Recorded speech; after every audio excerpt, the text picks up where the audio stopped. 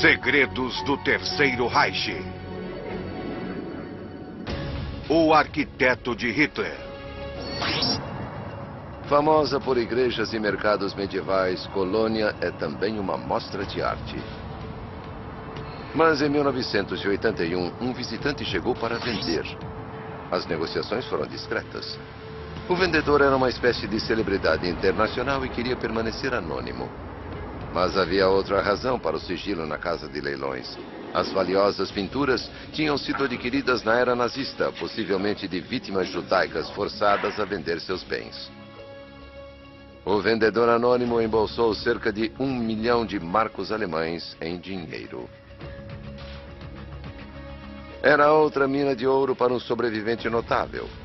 O fiel arquiteto e ministro dos armamentos de Hitler, Albert Speer. Ele fora o predileto de Hitler e, em certo momento, o sugerido para suceder o ditador nazista. Speer manteve a máquina de guerra nazista funcionando usando o trabalho escravo e o sistema de campos de concentração. Mas durante toda a sua longa vida, ele se mostrou como um inocente espectador, um bom nazista, e escapou do laço do carrasco. E se os juízes em Nuremberg, o Tribunal Militar Internacional, soubessem na época o que sabemos hoje sobre Speer, acredito que ele teria sido incluído entre os principais criminosos de guerra que foram executados. Mas Albert Speer foi um sobrevivente astuto. Speer foi um homem de uma sorte incrível e, em minha opinião, ele se saiu muitíssimo bem em Nuremberg e enganou completamente a acusação. Ele se fez de homem que se penitencia, que sente, mas não é culpado. Speer manteve o Terceiro Reich. Ele o manteve em pé. E isso o torna culpado por todos os crimes cometidos durante aquele período. Ele manipulou e comercializou suas memórias nazistas e ganhou uma fortuna. Sua ascensão meteórica no regime de Hitler ficou assegurada em 1933. Com 28 anos de idade, tornou-se o arquiteto do ditador, empregado para fazer com que os grandiosos planos de Hitler ganhassem vida.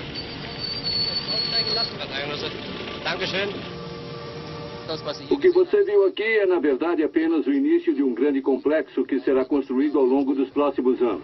Projetar o local, os banners e a iluminação para o grande comício de Nuremberg em 1934 foi a sua primeira grande tarefa.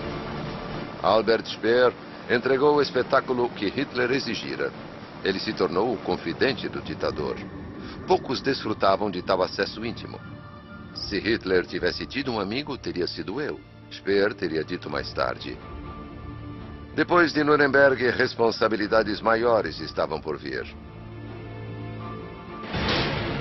Em 1937, Hitler confiou a seu arquiteto a reconfiguração de Berlim.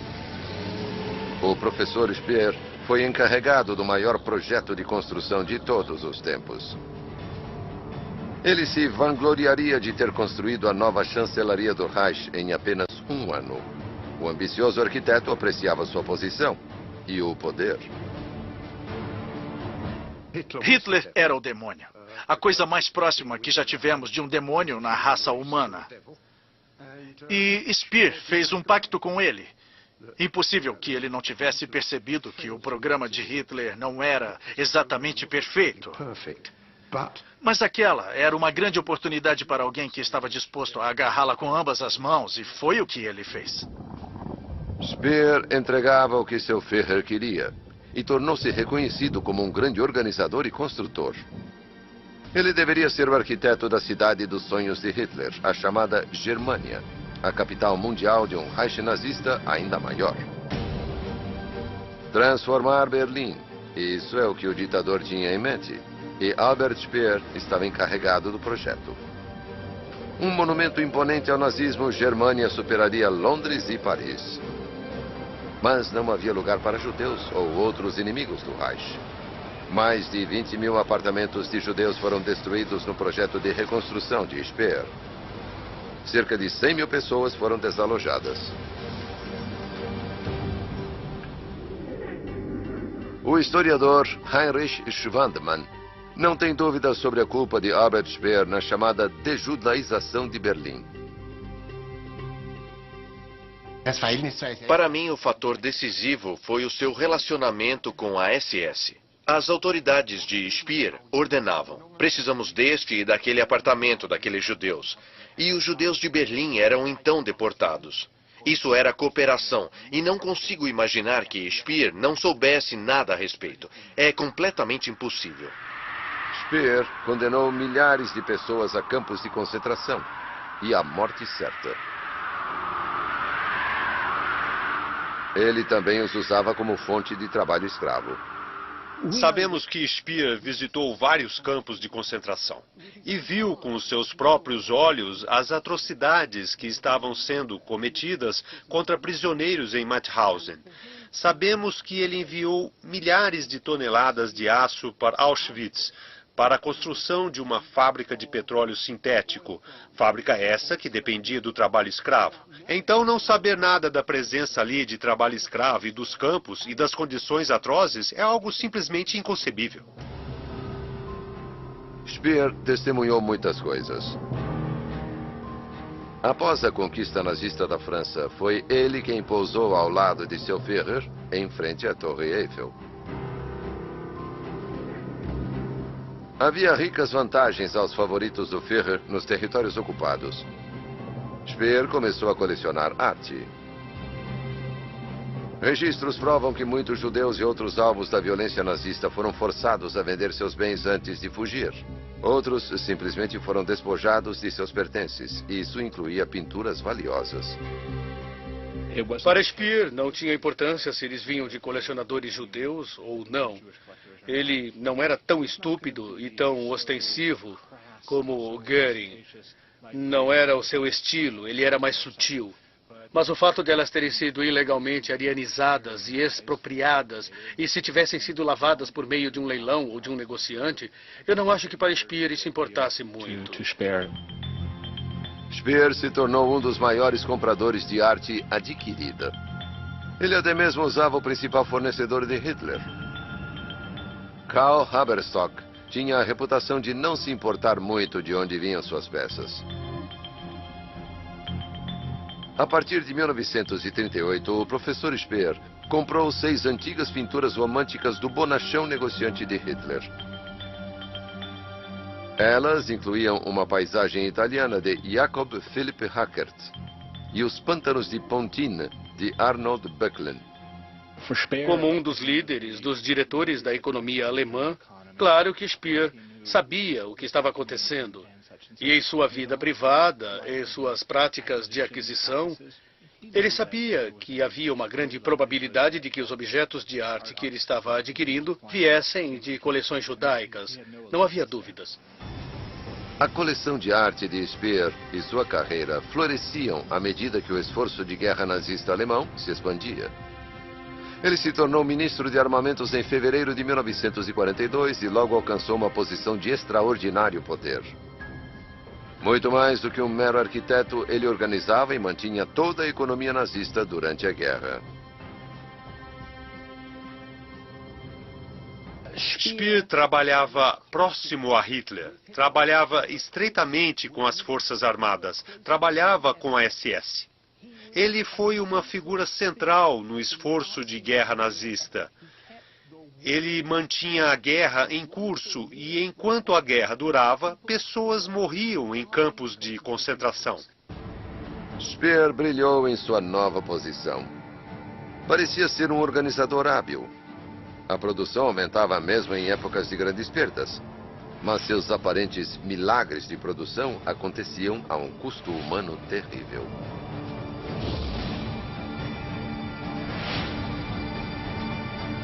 Speer sabia que o trabalho forçado e o trabalho escravo eram absolutamente fundamentais para o esforço de guerra alemão, para a economia alemã. E ele usou trabalho forçado e trabalho escravo nas fábricas que ele controlava sem qualquer escrúpulo.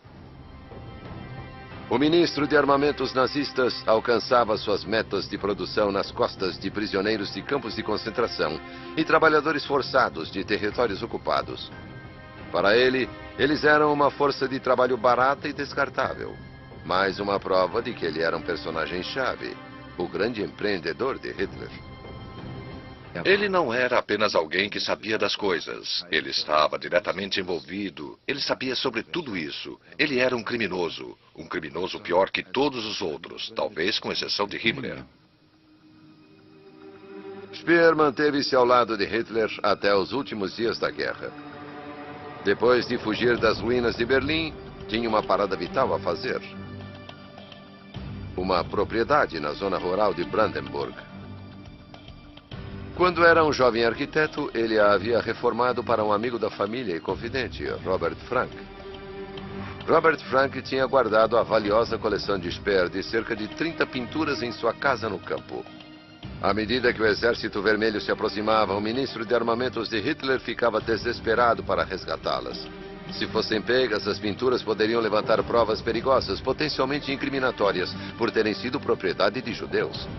Na noite de 23 de abril de 1945, Speer pessoalmente supervisionou a sua remoção.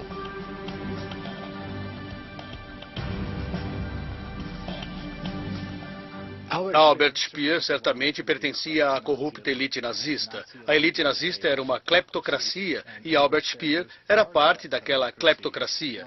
Eu soube que Speer havia reunido uma grande quantidade de obras de arte e houve relatos no final da guerra que obras de arte haviam sido perdidas ou destruídas de alguma forma. E assim, como em relação a tantos mitos de Speer, isso parecia verdade. As pinturas perdidas não foram destruídas, mas sim armazenadas com segurança em outro local, no Commerzbank em Hamburgo, em nome de Robert Frank. Apenas 2 semanas antes da Alemanha nazista capitular, Speer colocou sua coleção de arte secretamente em segurança sob outro nome. Foi a primeira das muitas escapadas de sorte de um mestre manipulador. Ele era um sobrevivente. Ele era mais do que um sobrevivente, mais do que um oportunista. Ele era alguém muito hábil em manipular outras pessoas. E sua coleção de arte é um símbolo adequado disso. Ele tinha salvado sua valiosa coleção de arte. Mas em 1946 era hora de salvar a si próprio. Speer compareceu perante os julgamentos de guerra de Nuremberg com outros líderes nazistas e convenceu os promotores de que ele era um artista que não sabia o que estava acontecendo e parecia desdenhar de seu antigo mestre. Qual foi a decisão de Hitler?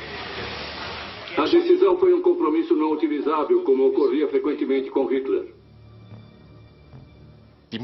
Os outros acusados assistiam com grande raiva como o favorito do Führer, de quem todos eles tinham sido tão ciumentos, agora tirava o pescoço da corda. Speer foi o único nazista de alto escalão que admitiu uma responsabilidade geral pelos crimes de guerra nazistas, sem admitir qualquer culpa pessoal. Albert Speer. Sua vida pendia na balança. Inocente. Eles caíram. Porque ele era um réu que parecia estar mostrando remorso e os demais se fizeram notar por não fazerem isso. E eu acho que foi isso que o salvou. Caso contrário, ele teria sido enforcado. Tendo escapado do nó da forca, o homem que chegou a ser cotado para suceder o seu Führer foi condenado a 20 anos na prisão de Spandau. O outrora grande nazista era agora o prisioneiro número 5. 3 anos após o fim da guerra, um interrogador americano o questionou a respeito de sua coleção de arte. Se você é um interrogador, não importa o quanto a resposta pareça realista, ou verdadeira, ou valiosa. Você sempre sabe que ela pode não ser verdadeiramente o que parece ser. Speer mentiu. Ele alegou ter apenas uma pequena coleção e de não ter adquirido nada depois de 1937. Na verdade, ele tinha comprado pinturas do fornecedor-chefe de Hitler, Karl Haberstock, até 1940. Karl Haberstock despojou os negociantes de arte e os colecionadores judeus por toda a Europa de algumas das melhores obras de arte já colecionadas. E ele as vendeu aos líderes do regime nazista para suas coleções pessoais. E Speer estava entre seus compradores mais importantes. Em 1º de outubro de 1966, ele se tornou um homem livre.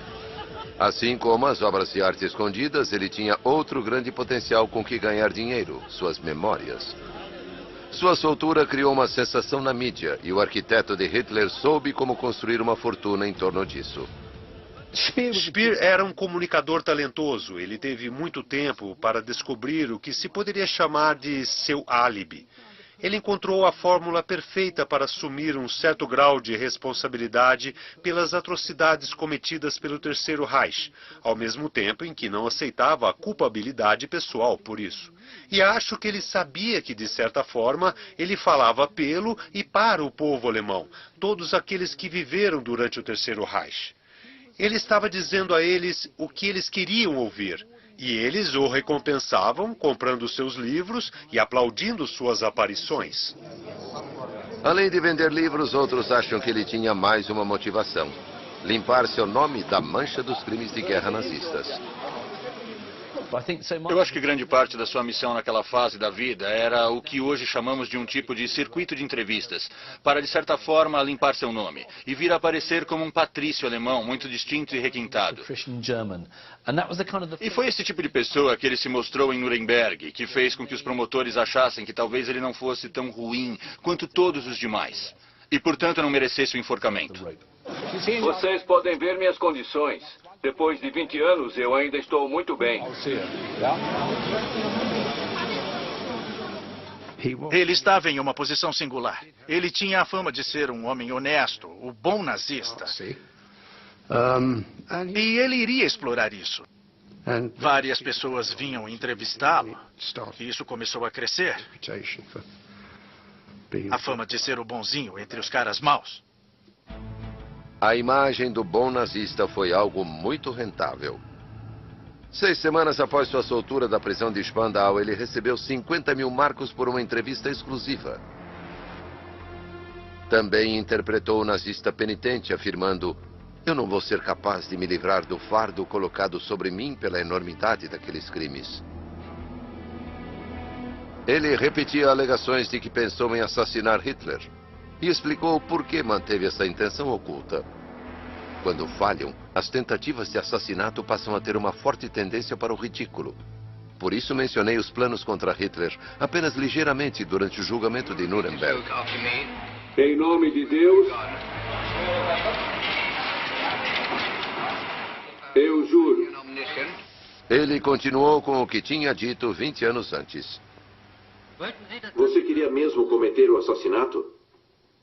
Por que não teve sucesso nessa intenção? Não quero falar sobre os detalhes. Isso era parte de sua automitologização. Ele contou a história de como, em janeiro de 1945, ele queria derramar gás venenoso em uma válvula de entrada de ar no bunker e não conseguiu encontrar uma escada para saltar o muro. E lembro de uma observação feita pelo seu arquiteto rival, Hermann Giesler, que disse: era o segundo homem mais poderoso do Terceiro Reich e não conseguia encontrar uma escada. Se ele realmente tinha planos de assassinato contra Hitler, reais, porque ele simplesmente não sacou uma arma e atirou no ditador. O antigo organizador de Hitler e industrial mais importante passou anos refinando suas memórias. Ele admitia a responsabilidade, mas nunca qualquer culpa pessoal. Seus livros se tornariam best-sellers.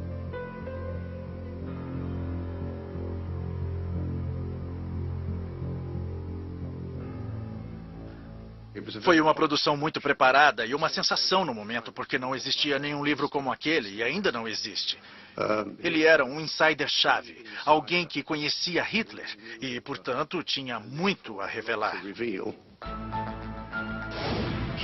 Ele tinha a capacidade de criar mitos sobre sua vida e seu comportamento durante o Terceiro Reich.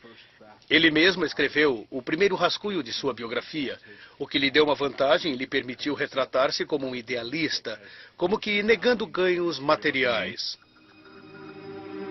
O antigo ministro do armamento de Hitler construiu para si uma outra fortuna. Uma fortuna construída em cima de mentiras e meias-verdades. Ele alegava que a noite em que passou na casa de campo de seu amigo nos últimos dias do Reich de Hitler foi sem propósito ou razão. Mas, na verdade, ele estava resgatando pinturas desesperadamente, provavelmente saqueadas de judeus ou forçosamente por eles vendidas. Speer dava a impressão de que não sabia nada sobre as obras de arte de propriedade dos judeus. Ele não sabia nada específico sobre o Holocausto.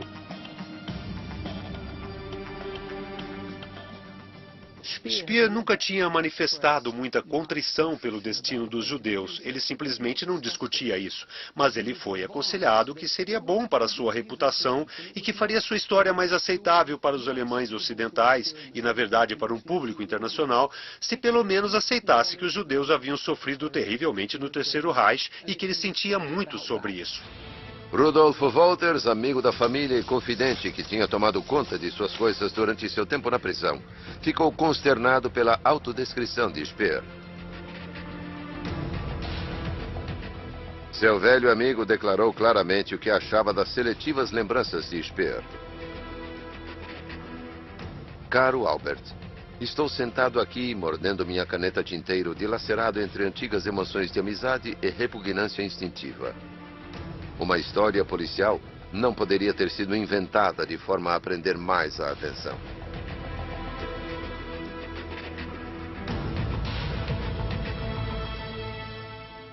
Wolters ficou, assim como muitas outras pessoas, antigos participantes do regime, muito irritado com Speer, pelo que ele ficava dizendo. Que fora vergonhoso e eu assumo minha parte da responsabilidade geral. E a reação deles foi, pelo amor de Deus, cala essa boca e deixa isso pra lá. Mas Speer continuava a interpretar o nazista penitente. Era um papel que ele aperfeiçoou com a ajuda de seu ghostwriter Joachim Fest. Ele estava escrevendo uma biografia de Hitler ao mesmo tempo, e Albert Speer também foi um colaborador fundamental para esse livro. Hitler resolveu manter em segredo as coisas que estava preparando. Eu deveria ter percebido se não estivesse vivendo todos os dias irrefletidamente e fugido para meus projetos. Eu me sinto parcialmente responsável por Auschwitz ainda hoje. Mas em 1971, rachaduras começaram a aparecer na imagem de Speer como o bom nazista. Historiadores sugeriram que ele estava presente quando o chefe da SS, Heinrich Himmler, fez um discurso notório na agora cidade polonesa de Posen. Naquele discurso, Himmler fez uma declaração rara e sincera sobre o destino do povo judeu no Reich nazista.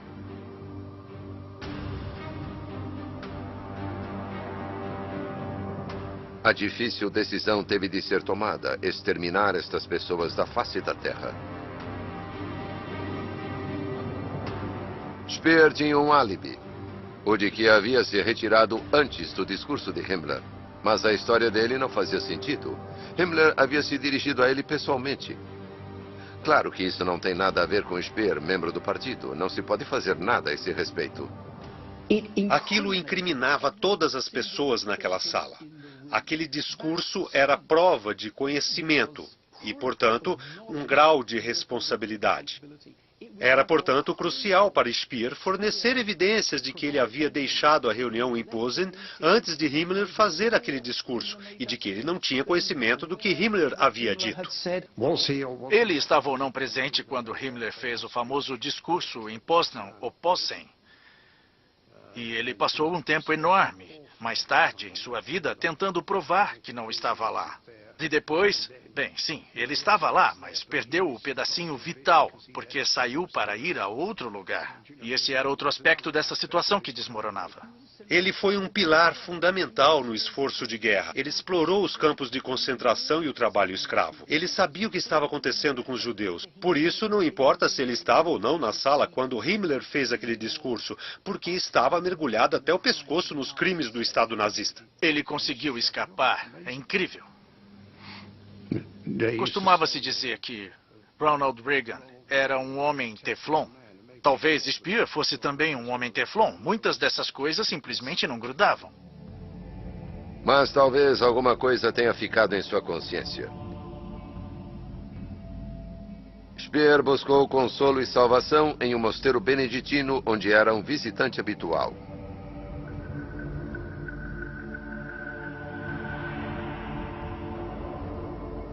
padre Athanasius Wolff tornou-se o confidente do criminoso de guerra.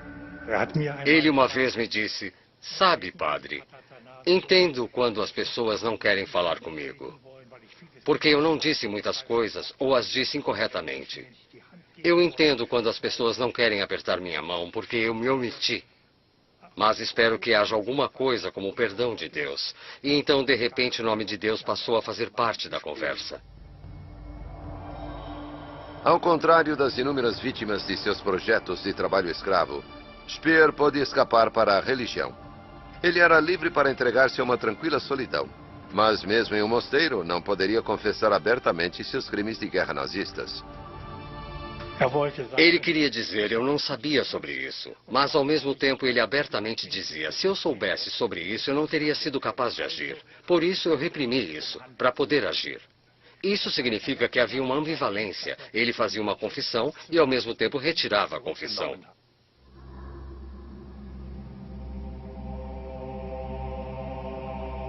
Ao que parece, o arquiteto de Hitler e ministro de armamentos não buscava apenas conforto espiritual. O confinamento dos muros do mosteiro o lembravam da prisão, onde ele ficou durante 20 anos.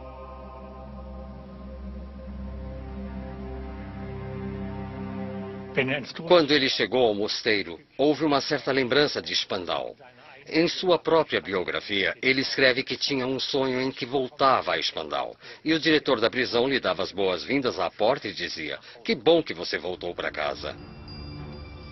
A prisão dos aliados em Berlim, Spandau, foi onde ele escreveu grande parte do material para os livros que fariam dele um homem rico. Embora a guerra tivesse acabado, ele tinha escapado com vida e com um tesouro escondido de cerca de 30 pinturas valiosas que ele adquirira de duvidosos negociantes nazistas. Elas estavam depositadas em segurança em um banco de Hamburgo sob o nome de seu administrador, Robert Frank. Ele escreveu para outro confidente de Speer: 2/3 das pinturas são propriedade roubada. Já tivemos grandes problemas com essas coisas, porque uma parte era propriedade de judeus. Atenciosamente, Robert Frank. Confinado em sua cela de prisão, Speer estava impotente para recuperar as pinturas que havia desesperadamente resgatado nos últimos dias da guerra. Ele escreveu ao seu advogado: após a minha libertação, receio que haverá uma reação pública caso eu tente recuperar a propriedade de uma valiosa coleção de pinturas.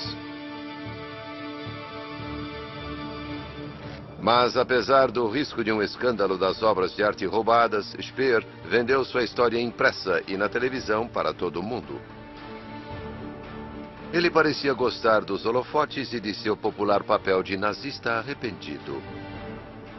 Sua fama internacional deu aos alemães ocidentais uma figura representativa, alguém que poderia apontar como símbolo de como o povo alemão havia sido explorado pelo louco Hitler, que seu brilho e seus talentos tinham sido utilizados para maus propósitos, que eles reconheciam isso e que sentiam muito por isso, e que era hora de seguir em frente, era tudo passado, e o melhor contador de histórias daquele passado era Albert Speer. A solução final era um segredo, e era um segredo para mim também. Eu não fui informado do que estava acontecendo nesses campos, mas tinha uma impressão de que algo estava acontecendo. Uma incerteza. Eu sempre sinto esse trauma do extermínio dos judeus que nunca vai me deixar. Muitas vezes eu pensei que nunca iria me livrar disso, que essa carga ficará para sempre comigo. Mas ele nunca chegou a admitir participação nos campos de concentração. Isso nos diz que ele é um mestre da adaptação, que ele é um camaleão. Ele é mais do que um oportunista. Ele é alguém que pode se reinventar quando realmente for necessário. Suas constantes reinvenções e expressões públicas de remorso pesaram sobre uma importante amizade estabelecida na era nazista. Em 1971, seu amigo e antigo companheiro Rudolf Wolters já não aguentava mais e escreveu: caro Albert, você não para de se pintar cada vez mais radicalmente como um criminoso para quem 20 anos de prisão não foram o suficiente. Sugiro que só nos encontremos novamente quando essa fase terminar. O que significa quando você já não estiver exclusivamente interessado em sua reabilitação. Seu velho R. Outrora, o segundo homem mais poderoso da Alemanha, Speer, tornava-se uma figura solitária. Ele tinha um casamento frio. Não creio que ele tivesse um amigo de verdade. Portanto, ele não precisava do amor apaixonado de uma mulher. Não parecia precisar de sólidas amizades.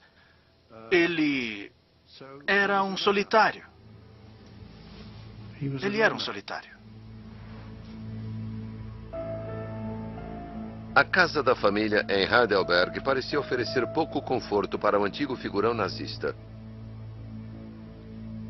Entrei na casa e era como uma casa fantasma.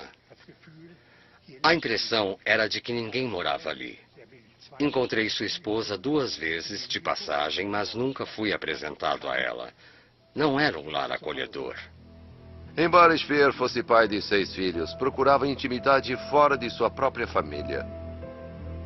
No final da década de 1970, Speer admitiu à esposa Margarete que estava tendo um caso.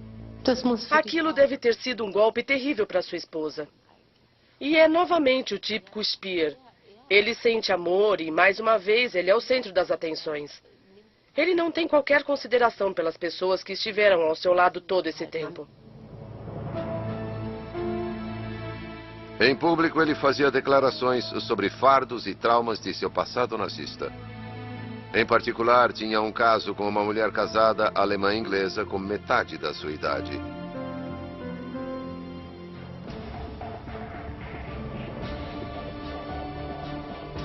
Sua coleção de arte escondida, acumulada por meio de negociantes nazistas durante a guerra, era outro segredo. Cerca de 30 pinturas tinham sido escondidas e guardadas pelo velho amigo da família de Speer e administrador, Robert Frank. Quando Frank morreu, as pinturas acabaram em uma garagem perto da cidade alemã de Bonn. Eles concordaram em uma discreta divisão de meio a meio. Speer queria manter o anonimato. Naquela época, muitos comerciantes e compradores não faziam perguntas sobre de onde as obras de arte haviam surgido. A partir de 1933 até a década de 1990, o comércio de obras de arte foi intenso. Ninguém se preocupava muito em checar sua procedência ou origem. Muitos dos comerciantes provavelmente sabiam que muitas dessas obras de arte tinham, em algum momento, sido roubadas ou saqueadas, ou tinham sido conseguidas por meio de vendas forçadas feitas por judeus, desesperados em escapar do Terceiro Reich. Naquela época, em 1981, a procedência duvidosa das pinturas de Speer poderia ser escondida ou ignorada. No catálogo, o dono simplesmente era listado como confidencial. O nome do vendedor anterior, o notório comprador e vendedor de obras de arte de Hitler, Karl Haberstock, também foi deixado de fora. Não há dúvida de que Speer adquiria obras de arte saqueadas de comerciantes judeus, colecionadores judeus, e essas obras de arte lhe eram fornecidas por Karl Haberstock, que foi um dos maiores intermediários de obras de arte roubadas e saqueadas.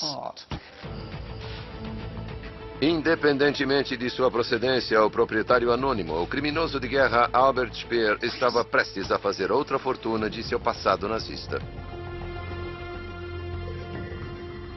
As pinturas foram vendidas gradualmente na casa de leilões em Colônia.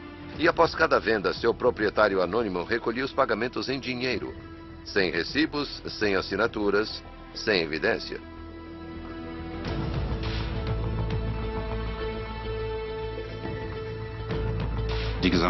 A soma total era algo em torno de 1 milhão de marcos alemães. Eu não faço ideia do que aconteceu com todo aquele dinheiro. Mais tarde, sua viúva perguntou, não falta alguma coisa a acertar? E respondemos, não, isso é tudo o que foi pago.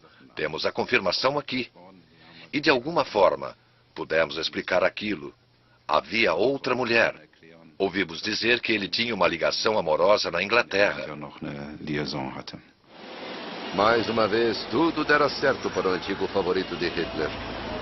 Sua namorada morava em Londres. Portanto, quando a BBC o levava de avião para uma entrevista na TV, ele combinava negócios com prazer. Speer certamente fez o jogo da mídia. Ele acabou aparecendo em programas de TV em todo o mundo. E, na verdade, ele morreu no Reino Unido, quando estava lá para uma entrevista. Ironicamente, sua última entrevista foi sobre as obras de arte saqueadas pelos nazistas e a capital dos sonhos de Hitler que ele ajudou a projetar. Ele era um sonhador. E, por exemplo, quando ele viu a maquete, ficou muito entusiasmado. E talvez tenha esquecido todos os seus problemas políticos. Encontrando-se com sua amante na capital britânica, que seu ex-chefe estava disposto a destruir, o homem de 76 anos de idade podia talvez esquecer seus problemas. Mas a ligação amorosa de Londres seria sua última. O homem que manteve a máquina de guerra nazista viva morreu de uma hemorragia cerebral. Sua namorada estava a seu lado. Isso foi, de qualquer forma, um feliz acidente para ele. E seria possível dizer, e espero que não pareça muito cínico, que foi uma boa maneira de partir. Claro que não para a senhora, mas ter encontrado algo assim e então sua vida acabar, não é um final tão ruim em termos cósmicos.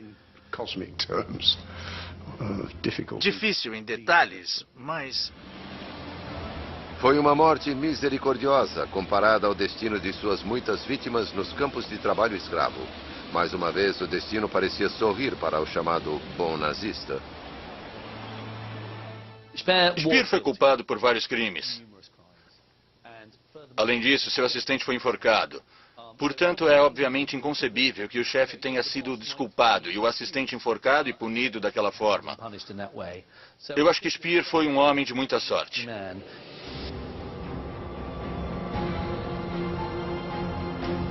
Até o fim, o protegido de Hitler conseguiu manter sua persona cuidadosamente elaborada de homem que ignorava o que acontecia a seu redor e que era inocente e digno. Esse foi o verdadeiro trabalho da vida de Speer. Ele teve a boa sorte de muitas das coisas que o implicavam pessoalmente na perseguição dos judeus não virem à tona durante muitos anos. E quando isso aconteceu, a fachada começou a desmoronar. Um jovem estudante PhD, Matthias Schmidt, descobriu finalmente o mito de Speer. Foi o companheiro do antigo ministro de armamentos Rudolf Wolters que ajudou a revelar a verdadeira extensão de seus crimes. Inclusive a prova de envolvimento do chamado bom nazista no deslocamento dos judeus de Berlim. Os números foram registrados no estilo nazista típico e meticuloso. No total, 23.765 apartamentos de judeus foram tomados. O número de pessoas reassentadas foi de 75 mil. Posteriormente, Albert Speer ordenou a Wolters que destruísse os registros que o implicavam em atrocidades nazistas. Eu sugiro que as páginas relevantes não mais existam. Eu li isso e soube que eu estava na trilha de uma falsificação gigantesca. Viajei para Berlim e comecei do zero novamente. E foi então que a nova imagem de Speer veio à tona. Estava claro. Albert Speer tinha começado a replanificação de Berlim dentro da visão de Hitler da Germânia, sem qualquer consideração com a população de judeus, que ele, em última análise, destruiu. Desde sua morte, historiadores começaram a entender que ele havia desempenhado um papel-chave na remoção dos judeus de Berlim de suas casas no final dos anos de 1930 e durante a guerra, e que o general inspetor de construção, o general Bauinspection, deslocou milhares de judeus de Berlim, que foram deportados e mortos em sua maior parte. Sempre penso nisso como a primeira estação em uma ilha ferroviária que termina em Auschwitz, quando os judeus foram expulsos de onde viviam. Durante toda a sua vida, Speer ocultou seu conhecimento das atrocidades dos campos de concentração. Mas suas mentiras estavam sendo reveladas. Hoje temos documentos que mostram que Speer sabia muita coisa sobre Auschwitz. Há um documento que mostra que o general Bauinspection investiu mais de 13 milhões de marcos alemães ao expandir Auschwitz para a guerra, para fins econômicos. Mas basicamente ele fez carreira em cima de mentiras a respeito do Holocausto. Speer aceitou a morte de milhares de judeus e trabalhadores escravos para permitir sua própria ascensão na hierarquia. Então, o que resta do bom nazista? Não existe tal coisa de o bom nazista. E se tal pessoa tivesse existido, certamente não seria Speer. Ele cometeu crimes demais para isso. Eu posso lembrá-lo de um exército de milhões de condenados a trabalhos forçados, a maioria deles integrados na indústria de armamentos. Havia cerca de 700 mil detidos em campos de concentração que ainda estavam vivos em 1944. Cerca de 500 mil trabalhou para Speer. Esses são os fatos. Ele mentiu sobre seu envolvimento em crimes de guerra nazistas e ganhou muito dinheiro fazendo isso. Além de pinturas suspeitas, também vendeu secretamente desenhos feitos por Hitler que ele tinha guardado para si mesmo.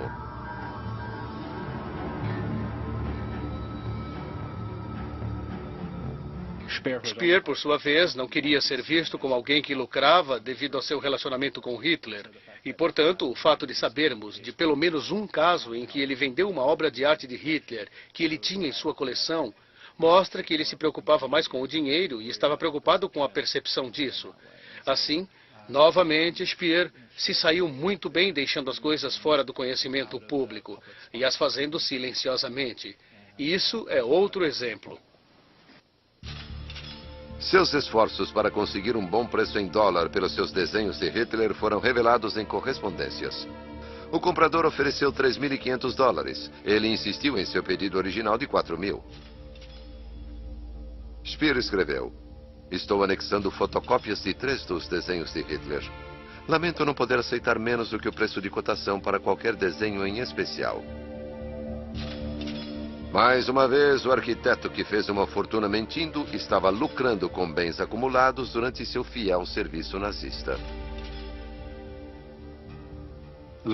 Se aceitarmos essa história como verdadeira, que a condução discreta deste negócio, e também em relação ao dinheiro, destinava-se a manter isso em segredo para sua família, e que em vez disso financia sua amante, isso também se encaixa no quadro transformar tudo que ainda possui em dinheiro.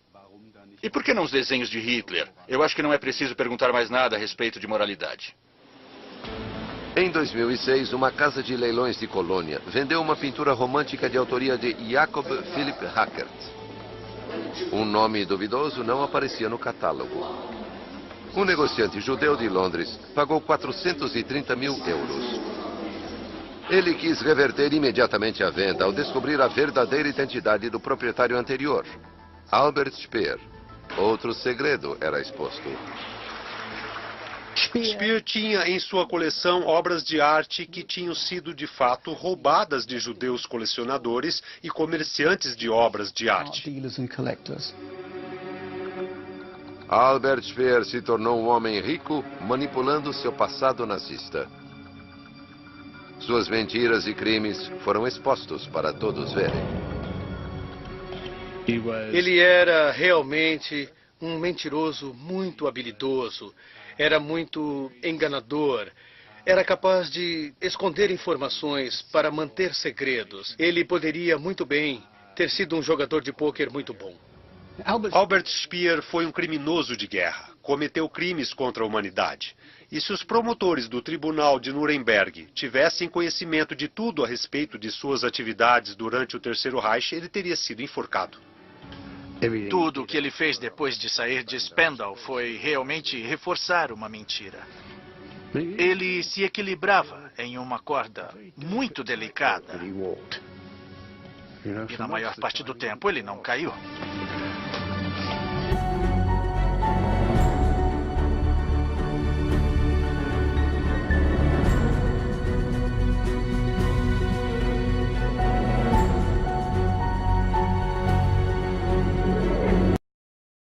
em uma válvula de entrada de ar no bunker e não conseguiu encontrar uma escada para saltar o muro.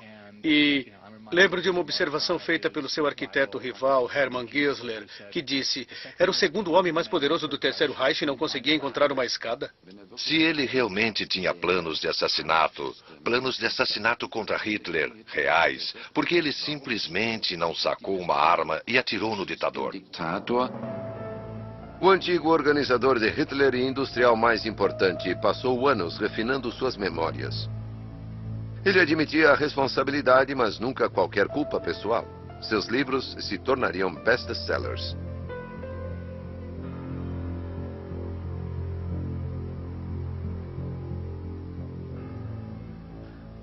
Foi uma produção muito preparada e uma sensação no momento, porque não existia nenhum livro como aquele e ainda não existe. Ele era um insider-chave, alguém que conhecia Hitler e, portanto, tinha muito a revelar. Ele tinha a capacidade de criar mitos sobre sua vida e seu comportamento durante o Terceiro Reich. Ele mesmo escreveu o primeiro rascunho de sua biografia, o que lhe deu uma vantagem e lhe permitiu retratar-se como um idealista, como que negando ganhos materiais. O antigo ministro do armamento de Hitler construiu para si uma outra fortuna. Uma fortuna construída em cima de mentiras e meias-verdades. Ele alegava que a noite em que passou na casa de campo de seu amigo nos últimos dias do Reich de Hitler foi sem propósito ou razão. Mas, na verdade, ele estava resgatando pinturas desesperadamente, provavelmente saqueadas de judeus ou forçosamente por eles vendidas. Speer dava a impressão de que não sabia nada sobre as obras de arte de propriedade dos judeus. Ele não sabia nada específico sobre o Holocausto.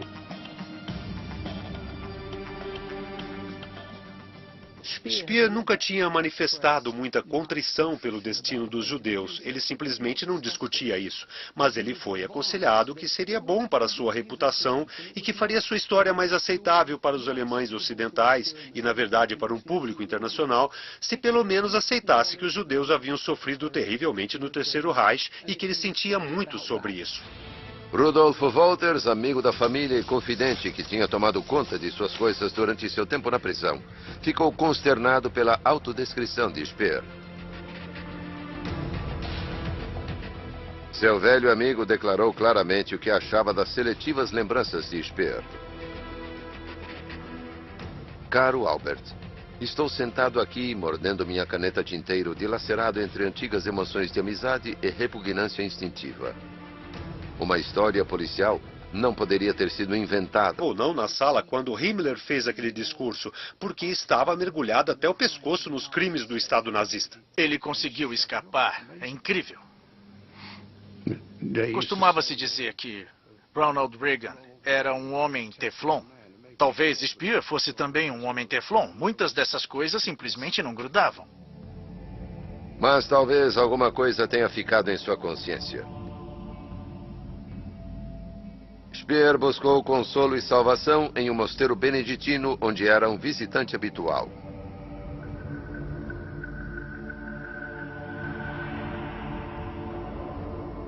O padre Athanasius Wolff tornou-se o confidente do criminoso de guerra.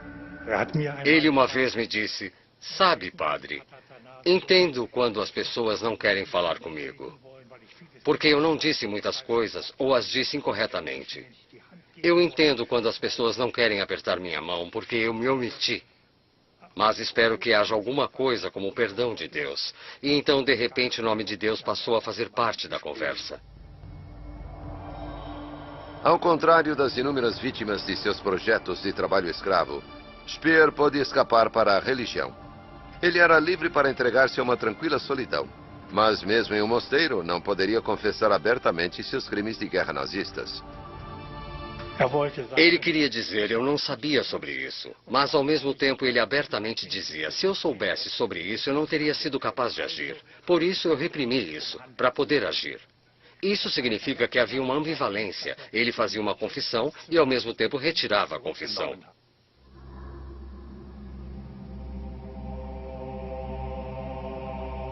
Ao que parece, o arquiteto de Hitler e ministro de armamentos não buscava apenas conforto espiritual.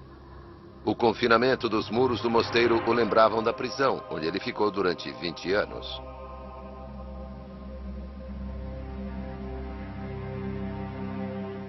Quando ele chegou ao mosteiro, houve uma certa lembrança de Spandau. Em sua própria biografia, ele escreve que tinha um sonho em que voltava a Spandau. E o diretor da prisão lhe dava as boas-vindas à porta e dizia: "Que bom que você voltou para casa." A prisão dos aliados em Berlim, Spandau, foi onde ele escreveu grande parte do material para os livros que fariam dele um homem rico. Embora a guerra tivesse acabado, ele tinha escapado com vida e com um tesouro escondido de cerca de 30 pinturas valiosas que ele adquirira de duvidosos negociantes nazistas. Elas estavam depositadas em segurança em um banco de Hamburgo sob o nome de seu administrador, Robert Frank. Ele escreveu para outro... A soma total era algo em torno de 1 milhão de marcos alemães. Eu não faço ideia do que aconteceu com todo aquele dinheiro. Mais tarde, sua viúva perguntou: "Não falta alguma coisa a acertar?" E respondemos: "Não, isso é tudo o que foi pago. Temos a confirmação aqui."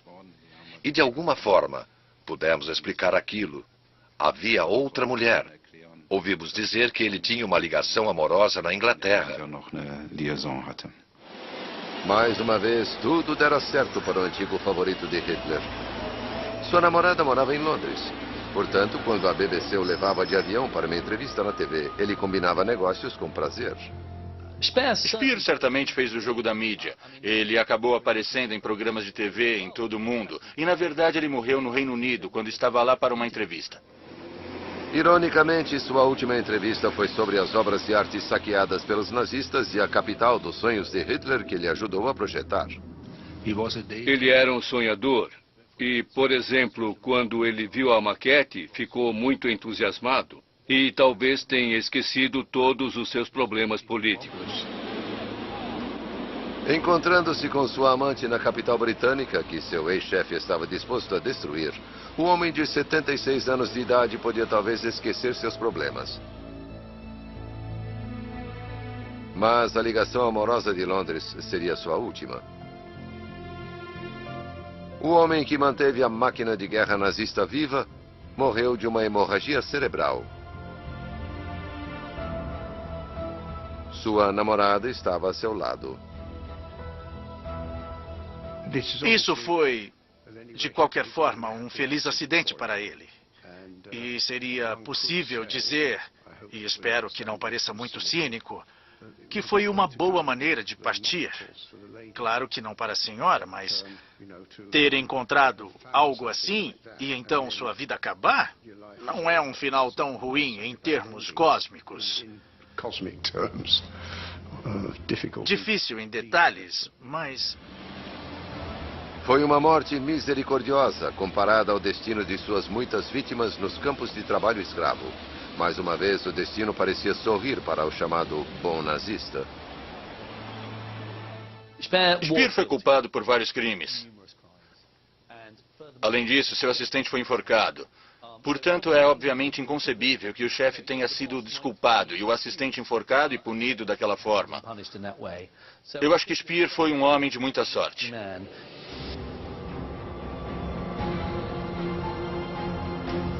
Até o fim, o protegido de Hitler conseguiu manter sua persona cuidadosamente elaborada de homem... Himmler fez o famoso discurso em Poznan, ou Posen. E ele passou um tempo enorme, mais tarde em sua vida, tentando provar que não estava lá. E depois, bem, sim, ele estava lá, mas perdeu o pedacinho vital, porque saiu para ir a outro lugar. E esse era outro aspecto dessa situação que desmoronava. Ele foi um pilar fundamental no esforço de guerra. Ele explorou os campos de concentração e o trabalho escravo. Ele sabia o que estava acontecendo com os judeus. Por isso, não importa se ele estava ou não na sala quando Himmler fez aquele discurso, porque estava mergulhado até o pescoço nos crimes do Estado nazista. Ele conseguiu escapar. É incrível. Costumava-se dizer que Ronald Reagan era um homem teflon. Talvez Speer fosse também um homem teflon. Muitas dessas coisas simplesmente não grudavam. Mas talvez alguma coisa tenha ficado em sua consciência. Speer buscou consolo e salvação em um mosteiro beneditino, onde era um visitante habitual.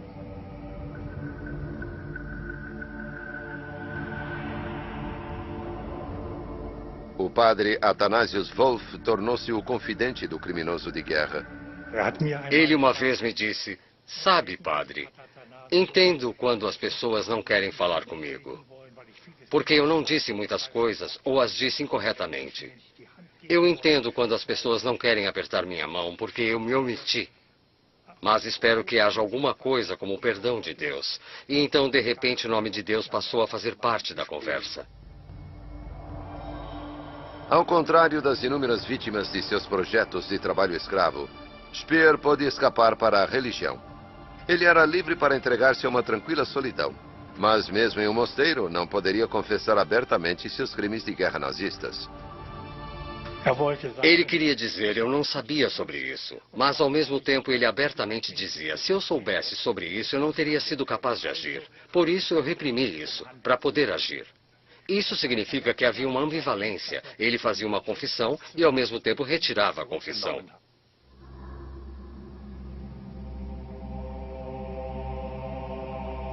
Ao que parece, o arquiteto de Hitler e ministro de armamentos não buscava apenas conforto espiritual. O confinamento dos muros do mosteiro o lembravam da prisão, onde ele ficou durante 20 anos.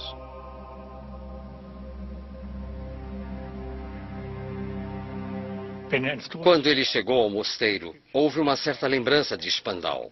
Em sua própria biografia, ele escreve que tinha um sonho em que voltava a Spandau. E o diretor da prisão lhe dava as boas-vindas à porta e dizia: que bom que você voltou para casa. A prisão dos aliados em Berlim, Spandau, foi onde ele escreveu grande parte do materialista típico e meticuloso. No total, 23.765 apartamentos de judeus foram tomados. O número de pessoas reassentadas foi de 75 mil. Posteriormente, Albert Speer ordenou a Wolters que destruísse os registros que o implicavam em atrocidades nazistas. Eu sugiro que as páginas relevantes não mais existam. Eu li isso e soube que eu estava na trilha de uma falsificação gigantesca. Viajei para Berlim e comecei do zero novamente. E foi então que a nova imagem de Speer veio à tona. Estava claro. Albert Speer tinha começado a replanificação de Berlim dentro da visão de Hitler da Germânia, sem qualquer consideração com a população de judeus, que ele, em última análise, destruiu.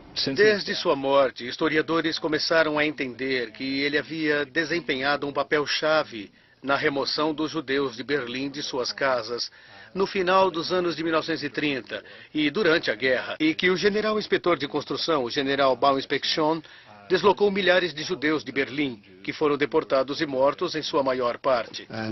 Sempre penso nisso como a primeira estação em uma ilha ferroviária que termina em Auschwitz, quando os judeus foram expulsos de onde viviam. Durante toda a sua vida, Speer ocultou seu conhecimento das atrocidades dos campos de concentração. Mas suas mentiras estavam sendo reveladas. Hoje temos documentos que mostram que Speer sabia muita coisa sobre Auschwitz. Há um documento que mostra que o general Bauinspection investiu mais de 13 milhões de marcos alemães ao expandir Auschwitz para a guerra, para fins econômicos. Mas basicamente ele fez carreira em cima de mentiras a respeito do Holocausto. Speer aceitou a morte de milhares de judeus e trabalhadores escravos para permitir sua própria ascensão na hierarquia. Então, o que resta do bom nazista? Não existe tal coisa de o bom nazista. E se tal pessoa tivesse existido, certamente não seria Speer. Ele cometeu crimes demais para isso. Eu posso lembrá-lo de um exército de milhões de condenados a trabalhos forçados, a maioria deles integrados na indústria de armamentos. Havia cerca de 700 mil detidos em campos de concentração que ainda estavam vivos em 1944. Cerca de 500 mil trabalhou para Speer. Esses são os fatos. Ele mentiu sobre seu envolvimento em crimes de guerra nazistas e ganhou muito dinheiro fazendo isso. Além de pinturas em Heidelberg, parecia oferecer pouco conforto para o antigo figurão nazista. Entrei na casa e era como uma casa fantasma. A impressão era de que ninguém morava ali. Encontrei sua esposa 2 vezes de passagem, mas nunca fui apresentado a ela. Não era um lar acolhedor. Embora Speer fosse pai de 6 filhos, procurava intimidade fora de sua própria família. No final da década de 1970, Speer admitiu à esposa Margarete que estava tendo um caso. Aquilo deve ter sido um golpe terrível para sua esposa. E é novamente o típico Speer. Ele sente amor e, mais uma vez, ele é o centro das atenções. Ele não tem qualquer consideração pelas pessoas que estiveram ao seu lado todo esse tempo. Em público, ele fazia declarações sobre fardos e traumas de seu passado nazista. Em particular, tinha um caso com uma mulher casada alemã-inglesa com metade da sua idade.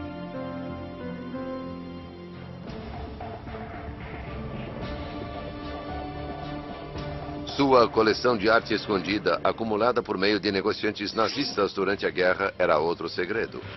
Cerca de 30 pinturas tinham sido escondidas e guardadas pelo velho amigo da família de Speer e administrador, Robert Frank. Quando Frank morreu, as pinturas acabaram em uma garagem perto da cidade alemã de Bonn. Eles concordaram em uma discreta divisão de meio a meio. Speer queria manter o anonimato. Naquela época, muitos comerciantes e compradores não faziam perguntas sobre de onde as obras de arte haviam surgido. A partir de 1933 até a década de 1990, o comércio de obras de arte foi intenso. Ninguém se preocupava muito em checar sua procedência ou origem. Muitos dos comerciantes provavelmente sabiam que muitas dessas obras de arte tinham, em algum momento, sido roubadas ou saqueadas, ou tinham sido conseguidas por meio de vendas forçadas feitas por judeus, desesperados em escapar do Terceiro Reich. Naquela época, em 1981, a procedência duvidosa das pinturas de Speer poderia ser escondida ou ignorada. No catálogo, o dono simplesmente era listado como confidencial. O nome do vendedor anterior, o notório comprador e vendedor de obras de arte de Hitler, Karl Haberstock, também foi deixado de fora. Não há dúvida de que Speer adquiria obras de arte saqueadas de comerciantes judeus, colecionadores judeus, e essas obras de arte lhe eram fornecidas por Karl Haberstock, que foi um dos maiores intermediários de obras de arte roubadas e saqueadas. Independente. 2/3 das pinturas são propriedade roubada. Já tivemos grandes problemas com essas coisas, porque uma parte era propriedade de judeus. Atenciosamente, Robert Frank. Confinado em sua cela de prisão, Speer estava impotente para recuperar as pinturas que havia desesperadamente resgatado nos últimos dias da guerra. Ele escreveu ao seu advogado: após a minha libertação, receio que haverá uma reação pública caso eu tente recuperar a propriedade de uma valiosa coleção de pinturas. Mas, apesar do risco de um escândalo das obras de arte roubadas, Speer vendeu sua história impressa e na televisão para todo o mundo. Ele parecia gostar dos holofotes e de seu popular papel de nazista arrependido. Sua fama internacional deu aos alemães ocidentais uma figura representativa, alguém que poderia apontar como símbolo de como o povo alemão havia sido explorado pelo louco Hitler, que seu brilho e seus talentos tinham sido utilizados para maus propósitos, que eles reconheciam isso e que sentiam muito por isso, e que era hora de seguir em frente, era tudo passado, e o melhor contador de histórias daquele passado era Albert Speer. A solução final era um segredo, e era um segredo para mim também. Eu não fui informado do que estava acontecendo nesses campos, mas tinha uma impressão de que algo estava acontecendo. Uma incerteza. Eu sempre sinto esse trauma do extermínio dos judeus que nunca vai me deixar. Muitas vezes eu pensei que nunca iria me livrar disso, que essa carga ficará para sempre comigo. Mas ele nunca chegou a admitir participação nos campos de concentração. E isso nos diz que ele é um mestre da adaptação, que ele é um camaleão. Ele é mais do que um oportunista. Ele é alguém que pode se reinventar quando realmente for necessário. Suas constantes reinvenções e expressões públicas de remorso pesaram sobre uma importante amizade estabelecida na era nazista. Em 1971, seu amigo e antigo companheiro Rudolf Wolters já não aguentava mais e escreveu: Caro Albert, você não para de se pintar cada vez mais radicalmente como um criminoso para quem 20 anos de prisão não foram o suficiente. Sugiro que só nos encontremos novamente quando essa fase terminar. O que significa quando você já não estiver exclusivamente interessado em sua reabilitação. Seu velho R. Outrora, o segundo homem mais poderoso da Alemanha, Speer, tornava-se uma figura solitária. Ele... 6 semanas após sua soltura da prisão de Spandau, ele recebeu 50 mil marcos por uma entrevista exclusiva. Também interpretou o nazista penitente, afirmando: eu não vou ser capaz de me livrar do fardo colocado sobre mim pela enormidade daqueles crimes. Ele repetia alegações de que pensou em assassinar Hitler e explicou por que manteve essa intenção oculta. Quando falham, as tentativas de assassinato passam a ter uma forte tendência para o ridículo. Por isso mencionei os planos contra Hitler apenas ligeiramente durante o julgamento de Nuremberg. Em nome de Deus, eu juro. Ele continuou com o que tinha dito 20 anos antes. Você queria mesmo cometer o assassinato? Por que não teve sucesso nessa intenção? Não quero falar sobre os detalhes. Isso era parte de sua automitologização. Ele contou a história de como, em janeiro de 1945, ele queria derramar gás venenoso em uma válvula de entrada de ar no bunker e não conseguiu encontrar uma escada para saltar o muro. E lembro de uma observação feita pelo seu arquiteto rival, Hermann Giesler, que disse: era o segundo homem mais poderoso do Terceiro Reich e não conseguia encontrar uma escada? Se ele realmente tinha planos de assassinato contra Hitler, reais, porque ele simplesmente não sacou uma arma e atirou no ditador. O antigo organizador de Hitler e industrial mais importante passou anos refinando suas memórias. Ele admitia a responsabilidade, mas nunca qualquer culpa pessoal. Seus livros se tornariam best-sellers.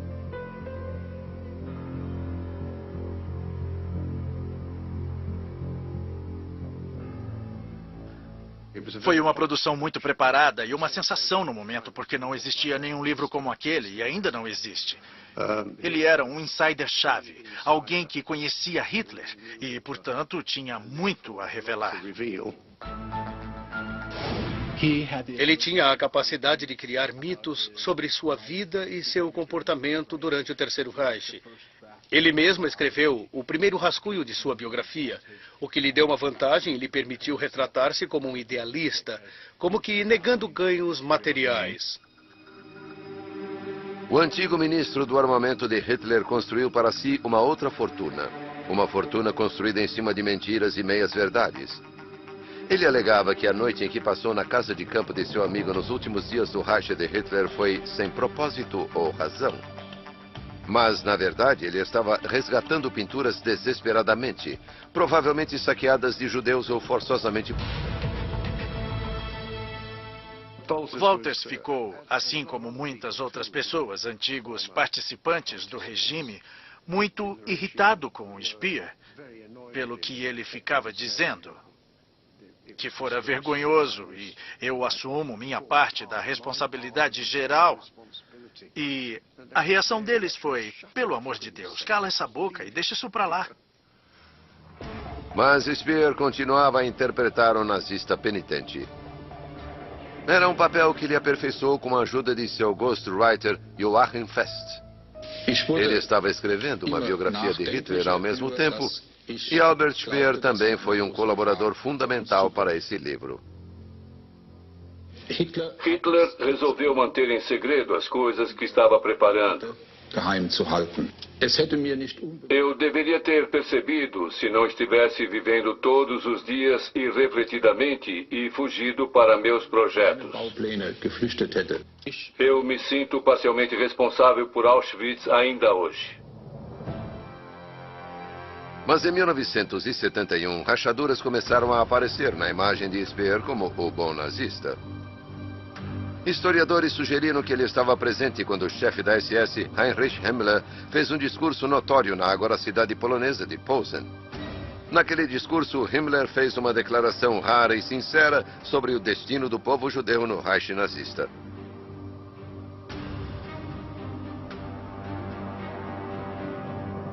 A difícil decisão teve de ser tomada: exterminar estas pessoas da face da terra. Speer tinha um álibi, o de que havia se retirado antes do discurso de Himmler. Mas a história dele não fazia sentido. Himmler havia se dirigido a ele pessoalmente. Claro que isso não tem nada a ver com Speer, membro do partido. Não se pode fazer nada a esse respeito. Aquilo incriminava todas as pessoas naquela sala.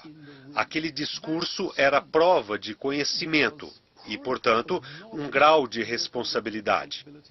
Era, portanto, crucial para Speer fornecer evidências de que ele havia deixado a reunião em Posen antes de Himmler fazer aquele discurso e de que ele não tinha conhecimento do que Himmler havia dito. Ele estava ou não presente quando Himmler fez o famoso discurso em Poznan ou Posen. E ele passou um tempo enorme, mais tarde em sua vida, tentando provar que não estava lá. E depois, bem, sim, ele estava lá, mas perdeu o pedacinho vital, porque saiu para ir a outro lugar. E esse era outro aspecto dessa situação que desmoronava. Ele foi um pilar fundamental no esforço de guerra. Ele explorou os campos de concentração e o trabalho escravo. Ele sabia o que estava acontecendo com os judeus. Os armamentos de Hitler ficava desesperado para resgatá-las. Se fossem pegas, as pinturas poderiam levantar provas perigosas, potencialmente incriminatórias, por terem sido propriedade de judeus. Na noite de 23 de abril de 1945, Speer pessoalmente supervisionou a sua remoção.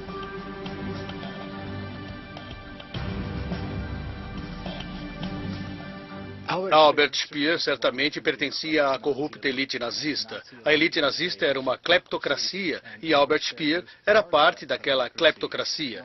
Eu soube que Speer havia reunido uma grande quantidade de obras de arte e houve relatos, no final da guerra, que obras de arte haviam sido perdidas ou destruídas de alguma forma.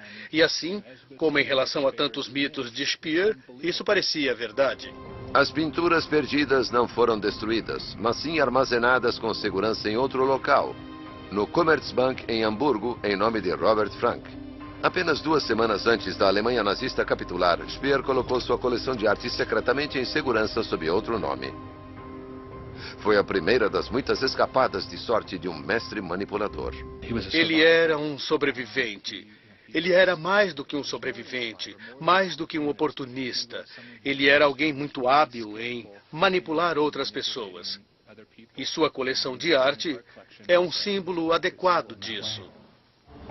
Ele tinha salvado sua valiosa coleção de arte. Mas em 1946 era hora de salvar a si próprio. Speer compareceu perante os julgamentos de guerra de Nuremberg com outros líderes nazistas e convenceu os promotores de que ele era um artista que não sabia o que estava acontecendo e parecia desdenhar de seu antigo mestre. Qual foi a decisão de Hitler? A decisão foi um compromisso não utilizável, como ocorria frequentemente com Hitler.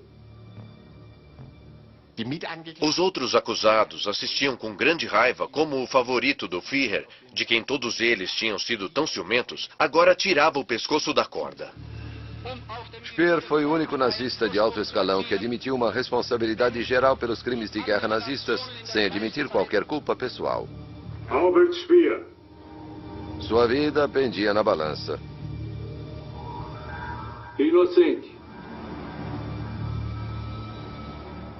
Eles caíram. Porque ele era um réu que parecia estar mostrando remorso e os demais se fizeram notar por não fazerem isso. E eu acho que foi isso que o salvou. Caso contrário, ele teria sido enforcado. Tendo escapado do nó da forca, o homem que chegou a ser cotado para suceder o seu Führer foi condenado a 20 anos na prisão de Spandau. O outrora grande nazista era agora o prisioneiro número 5. 3 anos após o fim da guerra, um interrogador